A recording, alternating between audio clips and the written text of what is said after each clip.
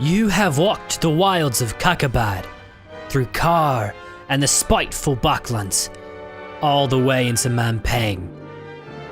You have survived traps, thieves, serpents and vengeful gods. And now, it is here. The Crown of Kings. It is said the crown was never forged, only found. By Chalana, the Reformer, a lowly foot soldier who became Emperor of the Eastern world. Such is the power of the crown. The air around it crackles with influence. Wait.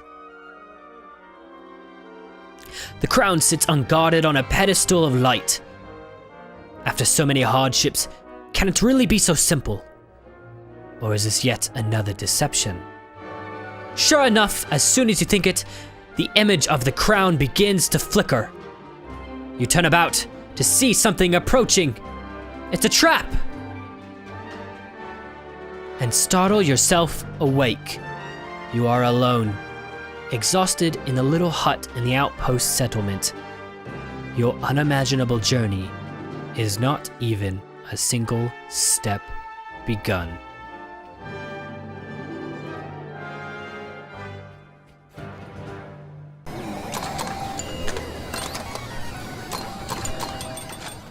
Hey everybody, I love this game. This game has a really special place in my heart. I played this game when I was in high school on my little iPhone 4. It was the greatest game I had ever found as an app. I played the first one, and I played the second one, and I played the third one, all on my iPhone. It got me through the years of high school. It kept me entertained. I would play it during lunch, or when I was bored in class.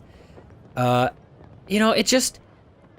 was just one of those special games that not very many people knew about, and I just really like it. And I had no idea it was on Steam. I had always wanted to play it on this channel, but I didn't know how until I found out it was on Steam. And also, it took them absolutely forever to release the fourth one, and I had no expectation for them to actually do it, because the time length between the second and the third one was like 2.5 years, I think. At that point, I had just given up for any new releases, but they did release the fourth one and complete the entire series. All the games are synced together. They keep your progress and all the items you keep and everything. So in order for me to play it on the channel here on Steam, I have to play through all three of them again. The first two are gonna be fine. The third one is gonna suck dick. The third one is just a bad time. Anyway, let's get into this. It is sunrise. You dress, breakfast on bread and goat's milk, and collect the pack and sword from your Ooh, this is gonna be fun. And sword from beside your bed. Test the blade. You pause to test the blade against your thumb. The blacksmith has done well. The edge is keen and draws a narrow line of blood. Outside the hut, you hear the outpost settlement stirring into life. Pray for luck. The panthers are God. It's like our spirit guide animal kind of thing. So we pray to that instead of like a certain kind of god. You can pray to gods later. Once you find certain gods, they do different things more than your spirit animal sometimes. But for now, we're a panther. And it changes. So depending on what you do, it changes. Taking a moment more, you close your eyes and raise a prayer to your spirit guide. This morning, it has the form of a panther. But what will it become once your journey truly begins? A great calm descends on you. Time to go. Time then to depart. You lift back the flap of the hut and set into the early morning sunshine. And so how you move around is you drag this around, and wherever all this goes, your character will go. It's, woo! See? Yay! Oh, I love this game. Eyes follow you as he leave. Of course, eyes follow the crazy maniac as he runs around the village and walk towards the great Shamutani wall. The frontiers people of this tiny settlement are well aware of your mission. Greet them. You turn to them and bow. Some smile in reply, but are too afraid to approach. Others make gestures of protection. You are going beyond the wall, so they believe you to be cursed. A man is waiting on the path to Kanto Pani Gate, the final doorway between Anal Land. Okay, I know it's Anal Land, but when I was playing it, when I was in high school, I would call it Anal Land because that's seriously what it looks like. So that's what it's gonna be. Anal Land and the wilds of Kakabad. You recognize the sergeant of the Sightmaster Warriors. He holds out his hand. Greetings, Sergeant. He touches his forehead with 2 fingers. You are almost ready, he says. I have for you a gift from the king. 24 gold pieces. It is all we can spare. This time. He holds out the pouch. Take it. You accept the gift graciously. Thank you. You should buy some supplies before you pass the wall, the sergeant says. And you must collect your spell book if you wish magic to aid you. Finally, you should wish to practice your swordplay. I will go one last round with you. And he points with his staff towards the training ground. So first, it doesn't matter what we do here. We have 0 rations, so we can spend all our gold on rations if we really feel like it. I don't feel like it. You don't actually have to eat anything ever in this entire game. It's only for health. One of the huts, set slightly back from the others, is decorated with glyphs. Is that how you say that word? I've always just read it in my head. Glyphs, I guess? And strange symbols. A terrible smell emanates from its doorway. This is the hut of the chief mage. He has been preparing your spellbook for days, reading star charts to work out which spells will be available to you in different locations in the hills and beyond. Go inside. You lift the flap and go inside. The mage looks up at you with a haggard, sleepless eyes and presses the book into your hands. Do you know how to use this? He asks. Yes, I do. The mage nods. Good. He scratches absently at his ear. Remember, some spells will cost you effort to use, but the ones that don't will not work without a focus. An item of some kind. You will need to read the book to know what. You can go through this entire game without your spell book. If you don't make the decision to pick up your spell book here, you're fucked later in the game. Magic in this game is so useful that it's almost like a requirement, almost. It is so helpful in so many situations that anyone who doesn't pick up their spell book, I would consider that like extra hard mode of this game. Small traders in the settlement supply the Sightmaster warriors with weapons, armor, food, and clothing. You go over with the sergeant to a stall. Ah! God, I knew this would happen. You go over with the sergeant to a stall selling flat breads and cheeses, 2 gold pieces per ration. God. Okay. We're not gonna haggle. If I remember right, it doesn't work very well here in this situation. And plus, it's kind of rude. They're already helping me so much. Let's see. We need to take, what was it? We need to take 2, 4, 6, 2. We need to take 4. Oh, I clicked 6. Fuck. Oh, hang on, right there. Oh, I fucked us. Oh shit. Okay, we're gonna have to get more food in the next town. All right. I fucked that up so bad. You walk with the sergeant to the training ground, and he wraps the base of his staff in leather. Ready my sword. To begin, To begin, the sergeant says, we will practice the stances. First, Defend yourself against me. So I already know how to fight in this game. It's pretty simple. So the farther you drag, the more power you'll go, but you should never really do 9. You'll be completely weak later on. You should just sort of like estimate what's gonna happen. And then you don't really have to read this stuff. It's pretty useless stuff. See, and then as you're fighting, your power level will go back as you rest. I don't remember right, but I think that only happens when you defend. So there is sort of a combat system in here. Also, everything that happens to you right here, they have the same system going on. So if they attacked really strongly the last turn, then all of this stuff here has gone down like it would for you. So you can have like a high hope that they can't attack stronger than you can, and so your attacks will land. If they attack stronger than you, they'll hit you instead of you hitting them. Sorry, I don't want to explain too much of it, but I just want to make sure people understand. See, now that's what happened. See, there's a good example right there. And so my power level is completely almost gone. I can only do like 2, yep. And then I have to defend. I'll take 1 hit point. But if I defend again, then I'll go back up. And now, since he's used all his power like that, and he defended, so he only takes 1 hit, I'm going to defend again.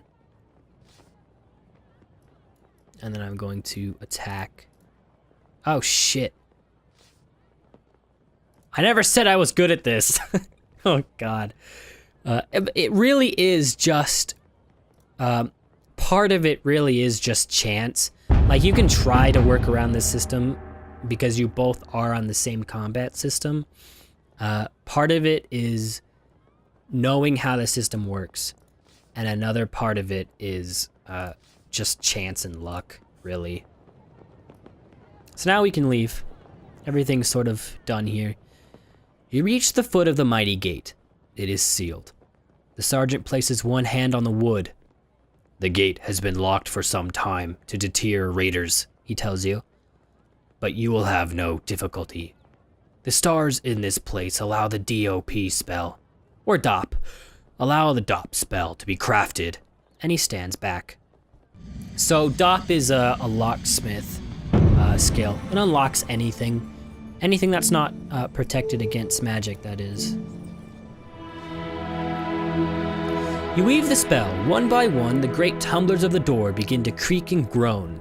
Then the hinges turn, with a noise like hail on a canvas roof. These gates have not opened since our last champion was lost. You actually get to meet the last champion, and I'll let you know when we do, the sergeant says. I wish you more luck than he. Perhaps you will even meet him on your travels. There's nothing really nicer to say. Oh well. Together, you step into the shadow of the wall. One last word, he declares. When you have the crown, find the highest point you can find. We will be watching. I understand. I will not wish you a safe journey to Kar, for the way ahead will not be safe, the sergeant murmurs as he peers into the distance through the open gate. The Sightmaster warriors are selected from birth for their incredible powers of telescopic vision. You cannot help but wonder how far he can see. Tell me what lies ahead. This path leads first to Kentampani, a settlement of traders, though most are rogues and thieves. You should be there before the sun has reached its peak. From there, 3 routes lead on to Kristatani. Kristatani. Okay, I said that right. I've always just read it in my head.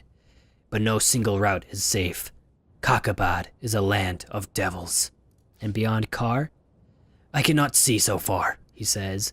But once you have crossed the city port of traps, you will enter the Baklands. The early morning air is crisp, and the rising sun paints the slopes in shades of peaceful beauty, concealing the evil that lies ahead. Now this part sucks, because we have 20 stamina, and that's really nice, but watch, it's about to go down to like 10. The path winds through through slopes of wild scrubland. The countryside is deserted and eerie silence is broken only by the cawing of the occasional crow. There is a spell for hearing what they say, but you do not have the equipment it requires. The bird appears to pause in the air to examine you as you pause. Pass! They make you uneasy, as if you were an intruder in their presence. Keep walking. See? Boom. It sucks. Barely an hour beyond the wall, and the air begins to grow foul. The Shamutani hills are infested with the pestilence of the Baklands. It saps the energy from your body, leaving you feeling nauseous and weak. You cover your mouth with your neck scarf, but it does no good. They warned you of this. You will grow accustomed to it the longer you are out here, but for the moment, you must be very careful. Alright, so we have a lot of choices. This is the whole map. So this game is really long with a lot of choices. I say if I was playing like really quickly just to get through it, I could get done in about 30 minutes. Because I know all the choices I want to make already. But there's still a lot of secrets I haven't found really. This was one of them. I figured it out a long time ago, but I don't think I remember it anymore. This part's really hard, and it doesn't really matter later on. It's just wasted effort, and you lose a lot of items you could have gotten, and it just sucks. Another hour passes, and you crest a small hillock, from the top of which you can see the path continue downwards into a small settlement of huts. This must be Cantopani. Look at the village. From the distance, it's hard to make out much about the town, except that it must be desperately poor. The fields on either side are brown with caked mud, and the few penned animals are thin and wizened like thirsty vines. No wonder the Sightmaster warriors don't trouble themselves to protect this place. There's nothing here to protect. And we come down here and we can get some items. Some of them are fake and some of them are real. I already know which ones. Of course, if you cannot handle a town like Cantopani, then you could not hope to survive in Kakabad properly. You follow the path down into the town. Excuse me. The round huts are made of a hard-baked bright clay, and the roofs are thinly thatched. As you pass, eyes appears at dark doorways, tracking your every move. For a moment, you think they will allow you to pass unchallenged, but then a villager appears from one of the dwellings and blocks your path. He is 5 feet tall. They cannot grow much taller out here in this poisonous air. He has thick-set arms and thighs, and is half clothed in tattered breeches. Breeches? Probably. His eyes are wild, and long red hair and beard stand out from his face in a weary tangle. "Halt, stranger!" he commands. "What business do you have in Cantopani?" I want to buy equipment. He grunts. You can see that he is pleased. With emotion, he encourages you to follow, taking you through the village to a large hut.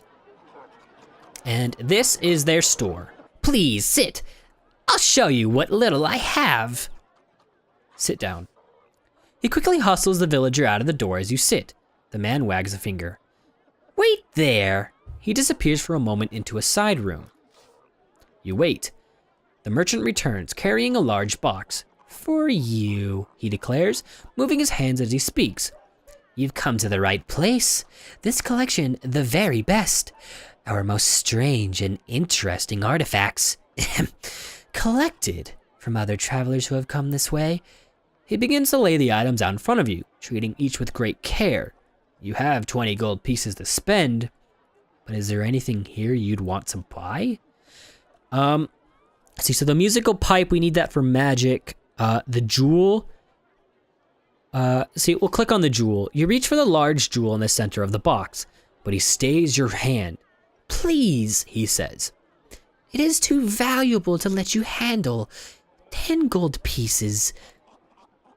Look closer at the jewel. You lower your eye to the table to peer more closely at the gem. It is clear, glassy, and its surface seems to be slightly sweating? Dragon tears, the merchant says. You've never heard of such a thing before. It's not dragon tears. If you buy this gem, you're ripped off out of 10 gold pieces. It's just a hunk of ice, really. It melts before you leave town. So we're not gonna buy that. The herbalist potion it doesn't do anything, it just heals you. I think it's blumpberry juice. The leather bag has teeth in it. Some of the teeth are useful, others kind of suck. You use that for magic as well. So we're gonna get the magical pipe. We're gonna need that later. And then, let's see, the weapon. The merchant looks carefully at you. I don't remember much about this. What weapons do you have? The merchant looks at you carefully, sizing up what kind of customer you are. The kind to place a newly bought dagger against his neck, or the kind to tip him for the quality of the blade. But however fearsome your aspect, his love of gold overcomes all other concerns. Heading quickly to the other side of the shop, he returns with a weighty broadsword and an axe. An exquisite blade, don't you think? The merchant grins. Only 8 gold pieces. The sword here is better than the one we have now, so that we should take it. Merchant reaches over you, and you place 8 gold pieces into his palm. I don't think the axe does anything, but I may be wrong. I never actually bought the axe or used it for anything, so I don't know. You lift a bag from the table. Its contents rattle. Teeth, the merchant replies, showing his own a little. Finest creature, teeth. Only 3 gold pieces, too. We need the teeth, kind of. You hand over 3 gold coins and take the bag of teeth. The merchant nods, then begins to pack his box away once more. I must save something for my next customer, he replies with a smile. But perhaps you will return this way, and it will be you. You get to your feet and take your leave of the merchant. Just outside the doorway in the sunshine, you pause to examine what you've acquired. You swing the broadsword left and right. It is a fine weapon indeed, and will make you more powerful in battle. You are pleased at the bargain you struck. You open the drawstring bag and sift through the contents. It is quite an assortment. There are 3 teeth from an ape, 4 from a goblin, 2 from a snatcat, and a large molar from a giant that is the size of a ripe plum. Move on out of the village. You head out of Kantopani and along the path into Shamuntani Hills. Now, I think this is where we have to use the pipe. Passing the outlying huts, you feel strangely uneasy. Hissing from within and sly faces disappearing from doorways make you feel decidedly unwelcome. Then at the edge of town, you pass a large boulder, and at once 2 rough-cut villagers spring out with swords drawn. Bandits. 2 against 1, the first declares. You're lost, calls the other, so hand over your things and come on! Deal with these curs. You draw yourself to your full height. You have mistaken me for someone else, you declare. You will suffer for that mistake. The bandits growl and advance on you, 1 on either hand. Now here we cast a spell and we can actually use the flute that we got, the pipe. And the outcome is a lot better than killing them, but maybe not for them. And I think it was Jig. Yep. You pull the bamboo flute from your bag, raise the spell, and begin to play a merry tune. The angry faces of the bandits turn to expressions of astonishment as they find their limbs jerking in time to the music, quite out of control. Their swords fly from their hands and they are soon dancing merrily around you. And there they are, dancing merrily. And then lead them back to the village. Oh, yeah, that's right. We could have put them in a hole. That's what I was talking about, that it might be worse for them. But we'll be nice. Piping loudly, you direct them back to the village, and as they dance away, you continue your journey. About half an hour later, you reach the start of a climb into the hills proper, and continue upwards. Alright, next time on Double Jump, we'll continue on into the hills proper. Bye.